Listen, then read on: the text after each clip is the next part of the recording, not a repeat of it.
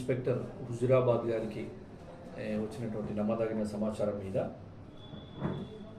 ఒరిస్సా స్టేట్కి సంబంధించి మల్కన్గిరి జిల్లాకు సంబంధించిన అర్జున్ తనుగుల, తర్వాత సుభాష్ సీసా, ఆ పక్కపక్క గ్రామాలు వీళ్ళు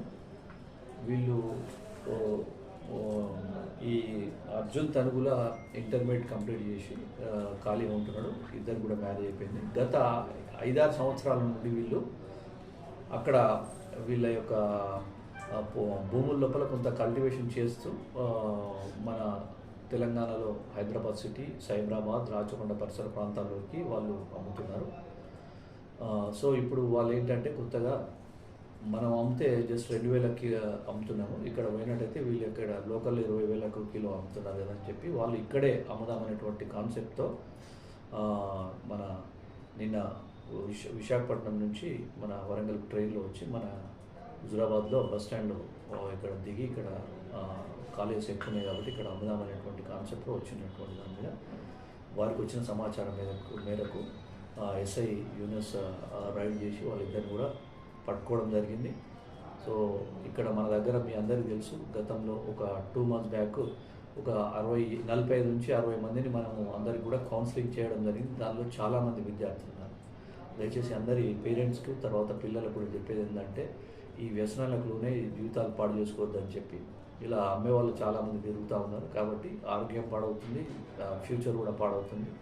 దీంట్లో చాలా కఠినమైనటువంటి శిక్షలు ఉన్నాయి.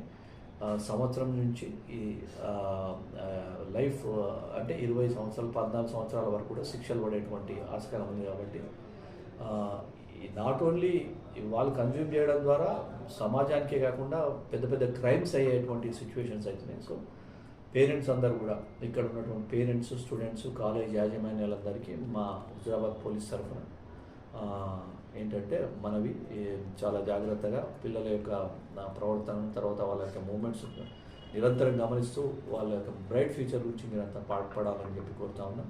ఇప్పుడు సుమారు 20 కిలోల వరకు మనం వారి దగ్గర నుంచి రికవర్ చేయడం జరిగింది. సో దాని అంతా కూడా సీజ్ చేసి వీళ్ళను ఈరోజు కోర్టులో ప్రవేశపెట్టడం జరుగుతుంది. దీంట్లో ప్రత్యేకమైన ఇనిషియేషన్ తీసుకున్నటువంటి హైదరాబాద్ టౌన్ సిఐ గారికి, యూనివర్స్ ఎస్ఐ గారికి అభినందనలు తెలియజేసుకుంటున్నాము. సో ఫర్దర్గా ఇలాంటి చర్యలు కొనసాగుతూనే ఉంటాయి. ఈ అమ్మే వాళ్ళకి తప్పకుండా పట్టుకొని శిక్షిస్తాం. తర్వాత కొంతమందికి మనం ఇక్కడ రిహాబిలిటేషన్ సెంటర్స్ కూడా ఉన్నాయి. ఈ గంజా పరంగా అలవాటు ఉన్న వాళ్ళకు రిహాబిలిటేషన్ సెంటర్స్లో కూడా జాయిన్ చేసి వాళ్ళు మళ్ళీ రెగ్యులర్ లైఫ్లో పోయే విధంగా కూడా మా వైపు నుంచి ప్రయత్నాలు ఉంటాయని చెప్పి తెలియజేసుకుంటాను.